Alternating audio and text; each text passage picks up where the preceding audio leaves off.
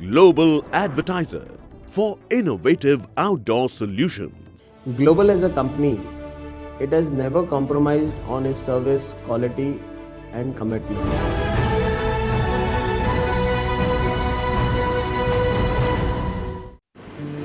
हमारे देश में जब भी खेल की बात की जाए तो सबसे पहले क्रिकेट का ही नाम लिया जाता है, जबकि बल्कि इसके अलावा कई ऐसे भी खेल हैं जिसमें रुचि लेकर न केवल अपना करियर बल्कि खेल की मान प्रतिष्ठा बढ़ा सकते हैं। आज हम आपसे मिला रहे हैं प्रभात कोहली से, जिन्होंने अमेरिका, यूरोप, दक्षिण अफ्रीका, एशिया के नज़दीक अधिकतर प्रमुख समुद्र की ओर और तूफानों को पार किया। आखिर केंद्र सरकार ने उनके इस कार्य को देखा और सराहा। उन्हें राष्ट्रपति रामनाथन कोविंद के हस्ते राष्ट्रीय खेल के दिन तेजिंग नोर्गे पुरस्कार से सम्मानित किया गया। इस तरह कई ख्याति प्राप्त प्रभात कोहली ने अपने नाम किए। उनका कहना है कि मुंबई जैसे शहर में एक तैराक के लिए सुविधा की कमी नहीं है, बल्कि समुद्र तैराक बनने के लिए है। उस तरह का समुद्र भी होना चाहिए जो मुंबई के समुद्र ने दिया। भारत में ही नहीं, फिर भी प्रभात ने कई रिकॉर्ड ब्रेक किए, अवार्ड लिए। वह सुख सुविधा नहीं मिली जो अन्य खेल के में खिलाड़ियों को मिलती है। पिता ने घर बार बेच दिया ताकि उनसे उनका बेटा सिर्फ के देश का भी नाम रोशन कर सके। प्रभात कोहली ने खुलकर बात की, अपने अनुभव को भी बताया और उन पर आने वाले मुश्किलों को भी।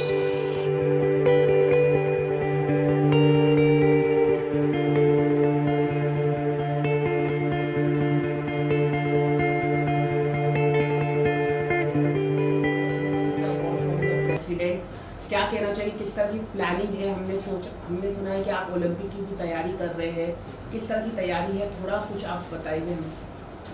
पहला तो मेरा जो टारगेट है ओपन वाटर ओशन 7 का जो टारगेट है वो मुझे कंप्लीट करना है। एंड देन फिर उसके बाद 2012 में ओलंपिक से 10 किलोमीटर से रेसेस इंक्लूड किए गए हैं। सो इन फ्यूचर मतलब मैं मेरा वो प्लानिंग है कि मैं उसमें भी इंडिया को रिप्रेजेंट कर सकूँ और कुछ कॉम्पिटिटिव प्लेटफॉर्म्स हैं जहाँ पर मैं इंडिया को रिप्रेजेंट करने की सोच रहा हूँ। ओके, किस तरह की आपने ये शुरुआत की? स्विमिंग ही आपको अपने करियर में अपना बढ़ना है, किस तरह की शुरुआत की? थोड़ा कुछ आप बताइए आपके करियर में। बेसिकली मैं फिशरमैन फैमिली से बिलोंग करता हूँ। मेरे एंसेस्टर और मेरे फादर भी फिशरमैन ही थे, बट देन उनका जॉब मुझे पानी से बहुत क्या बोलते हो अफेक्शन था, लगाव था। सो मुझे स्विमिंग सीखने के लिए हम लोग ने मैंने स्विमिंग ज्वाइन किया था। बट फिर हम लोग मुझे उसमें इंटरेस्ट आने लगा। मेरे सर ने भी मुझे अच्छे से सपोर्ट किया, मेरे मॉम डैड ने सपोर्ट किया। सो फिर हम लोग कॉम्पिटिटिव लेवल स्विमिंग में हम लोग ने एंट्री किया, एडवांस लेवल स्विमिंग में। और वैसे ही करते करते फिर हम लोग स्टेट लेवल तक मैं कॉम्पिटिटिव लेवल में पहुंचा।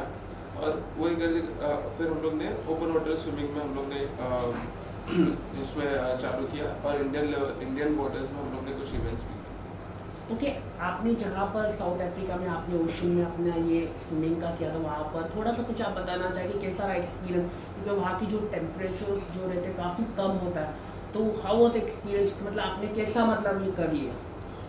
साउथ अफ्रीका का एक्सपीरियंस मुझे सारे जितने भी मेरे स्विमिंग के एक्सपीडिशंस थे उनसे बहुत अलग लगा।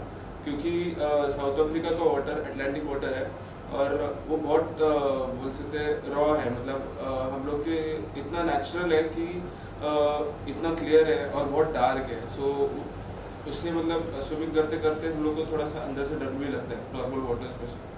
बट उसमें कैसा है कि हमेशा कोई ना कोई तो मरीन लाइफ हम लोग के अंदर स्विम करते हुए दिखता है, जैसे कोई सनफिश हो या फिर कोई सील हो।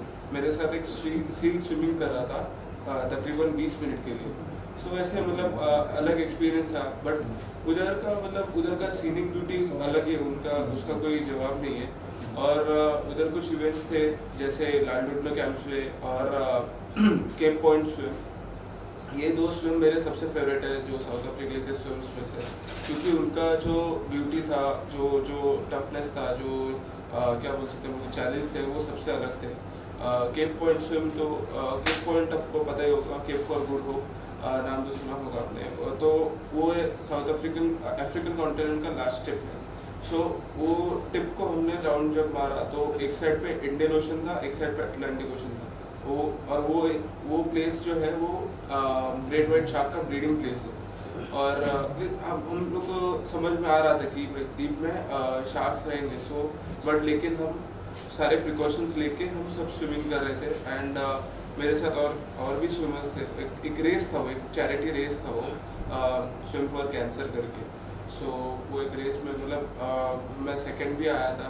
और अलग एक्सपीरियंस था वो, बहुत चौपी था वाटर। मतलब एंट्री करते समय हम लोग बीच से जब स्टार्ट किए, एंट्री करते समय कुछ लोगों की कैप गॉगल्स वेव्स की वजह से निकल गए थे। ऐसे मतलब अलग एक्सपीरियंस था।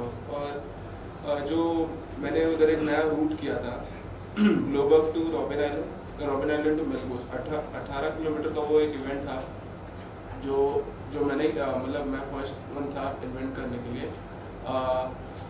वो एक अलग एक्सपीरियंस था। रॉबिन आइलैंड जैसे आप लोगों को सबको पता ही है, नेल्सन मंडेला जी वहाँ पे प्रिजन हुए थे।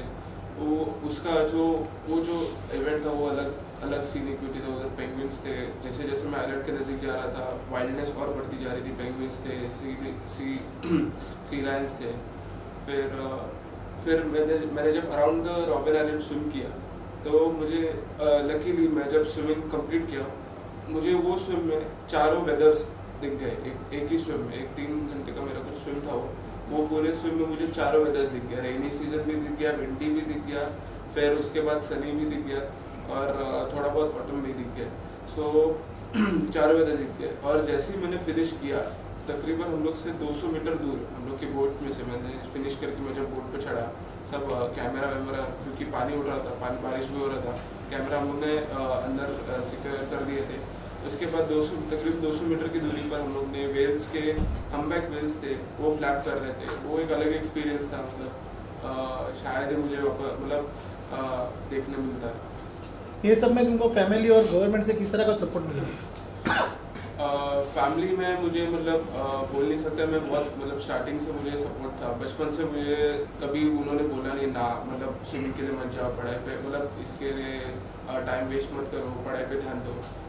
उन्होंने स्टार्टिंग से ही सपोर्ट किया था, बचपन से ही। और जैसे जैसे हम लोग स्विमिंग करते गए, हम लोग के इवेंट्स हम लोग ने प्लान करते गए, वैसे वैसे मेरे डैड ने फिर फाइनेंशियल प्लानिंग भी किया। वैसे ही मेरे मॉम ने मेरा डाइट और बाकी का जो रहता है घर का हाउस होल्ड वो भी मेरे मॉम ने देखा। वैसे फिर हम लोग ने प्लानिंग किया कि हम लोग वो फील्ड में नए थे, सो हम लोग ने कुछ गाइडेंस लिए जो पहले के पास स्विमर्स थे। और हम लोग के जो कोचेस थे उनसे हम लोग ने बैठ के डिस्कस करते थे। नो डाउट मेरे मॉम डैड का और मेरे कोचेस का बहुत बड़ा हाथ है मेरे अचीवमेंट्स के लिए, मेरे ये सक्सेस के लिए। गवर्नमेंट के लिए अप्लाई कर रहे हैं, पहले भी 2 साल से कर रहे हैं। अब तक नहीं मिला, बट इन फ्यूचर ज़रूर मिलने की आशा है। हम लोग को गवर्नमेंट का भी रिसेंटली स्टेट गवर्नमेंट का भी मुझे इसी साल मुझे अवार्ड मिला है। शिव छत्रपति अपना मोस्ट प्रेस्टिजियस अवार्ड है वो, शिव छत्रपति अवार्ड, वो मिला है मुझे फॉर ओपन वाटर स्विमिंग। तो आपको कैसा लगता है कि अगर हम हिंदुस्तान का एक फ्लैग जो आगे ले रहे हैं, जिसके सामने एक ये बना रहे, इमेज बना रहे हैं हिंदुस्तान का, तो आपको नहीं लगता कि भारत सरकार या महाराष्ट्र सरकार वोटेवर जो भी है वो आगे आके आपको मदद करना चाहिए और सपोर्ट करना चाहिए कि आप ये पहल होनी चाहिए, ऐसा कुछ? ज़रूर, ये कैसा स्पोर्ट्स नया है, सो थोड़े क्या बोल सकते हैं हम लोग, सोर्सेस थोड़े नए होंगे, सो थोड़ा प्रॉब्लम होता है, किसी को भी होगा। सो हमारा प्लानिंग वैसा है कि इन फ्यूचर अभी हम लोग तो जो प्रॉब्लम्स फेस कर रहे हैं, जैसे फाइनेंशियल प्रॉब्लम हो या फिर किसी नॉलेज का प्रॉब्लम हो, किसी इवेंट के बारे में उनको जानकारी चाहिए इन फ्यूचर में, तो वैसे हम लोग प्लानिंग तो कर रहे हैं।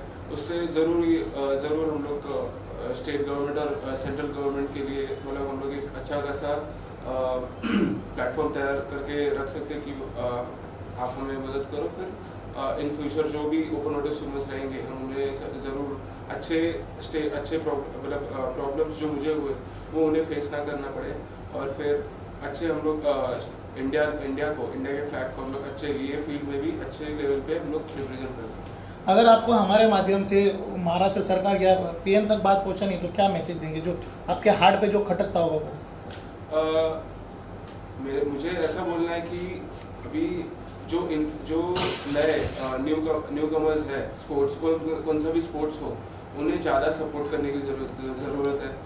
कोई भी फील्ड का हो, फिर वो रनर ही क्यों ना हो, एथलेट क्यों ना हो, स्विमर क्यों ना हो, या फिर फुटबॉल प्लेयर क्यों ना हो, उनको जो बेसिक लेवल है, जो नया न्यू कमर है, तभी से सपोर्ट करना चालू करना चाहिए। बिकॉज तभी से अगर सपोर्ट करेंगे तो उनका मोरल बूस्ट होगा और वो लोग फिर देश के लिए कुछ अच्छा करने की चाह रखेंगे और उसके लिए हमेशा अच्छा करने के लिए कुछ भी करने के लिए तैयार हो जाएंगे। फिर मैं यही बोलना चाहूँगा कि उनको बेसिक लेवल से ही उनको सपोर्ट करने की ज़रूरत है। चलिए आगे की प्लानिंग बताइए, आगे इन फ्यूचर में आगे क्या प्लान है इस तरह के प्रोग्राम को लेकर? मैं इतना कहूँगा कि अभी ये साल मेरे जो कुछ इवेंट्स थे कोरोना की वजह से जो कंप्लीट नहीं हो पाए, जो मैं जा नहीं पाया, वो मेरे अभी इनकमिंग 2021 के लिए मैंने बुक किया। जैसे यूएसए का ट्रिप है, लेक टाउ का ट्रिप है, लेक टाउ मुझे करने जाना है। उसके साथ ही और 1-2 स्विम्स जो प्लान किए, जो ओशन 7 जो है मेरा, जो बाकी है लास्ट ओशन बाकी है, वो मुझे कंप्लीट करना है। और वो जैसे ही मतलब मेरा कंप्लीट होगा, एक अलग ही रिकॉर्ड बनेगा, इंडिया का नाम अलग प्लेटफॉर्म पे जाके मैं रखने की चाह रहा हूँ। पद्म भूषण के लिए सुना है? हाँ, पद्म भूषण के लिए आपका नाम है? हाँ, मैंने अभी रिसेंटली पद्मश्री अवार्ड के लिए अप्लाई तो किया है। अभी देखते हैं कुछ जनवरी 26 को उनका वो सेरेमनी होता है, सो देखते हैं अभी कैसा क्या होता है। तो क्या उनके रूल्स एंड रेगुलेशंस है, क्या कुछ आपने सबमिट किया है? हाँ, हम लोग का जो काम था सबमिट करना इन स्टेट गवर्नमेंट के पास, वो हम लोग ने कर दिया है। अभी उनका स्क्रूटिनी होगा पहले स्टेट गवर्नमेंट में with the governor of Maharashtra, उनके साथ बैठ के उनका मीटिंग होगा and then they will decide कि ये फाइल आगे भेजनी है टू द दिल्ली गवर्नमेंट कि is it eligible to send. अगर रहेगा तो फिर वो लोग भेज देंगे, अगर कुछ उनमें प्रॉब्लम्स रहेंगे तो फिर अगर वो प्रॉब्लम्स हम सुधार सकते हैं तो सुधारेंगे, नहीं तो फिर डिस्क्वालीफाई कर देंगे। ओके, इस तरह की जो प्रैक्टिस जो होती है ये मुंबई में भी नहीं है कुछ, तो आपने किस तरह से अपना मतलब प्रैक्टिस किया, मतलब सीज लेवल में, मतलब अगर आप अभी ओपन वाटर स्विमिंग के लिए हमें मुंबई में तो पॉसिबल तो है नहीं, क्योंकि ओशन में प्रॉब्लम्स होते हैं। तो हम लोग ने बहुत सी जगह पे एक्सप्लोर किया, जैसे साउथ में अपना अलीबाग साइड हो, वहाँ पे एक्सप्लोर किया। वैसे ही हम लोग ने नैनीताल गए थे। हम लोग ने नैनीताल पिछले 3-4 साल से हम उधर जाके एक्सप्लोर कर रहे हैं, वहाँ का टेम्परेचर चेक कर रहे हैं और वो आइडियल था हमारे ट्रेनिंग के लिए, तो हम लोग उधर भी जाके ट्रेनिंग करते हैं।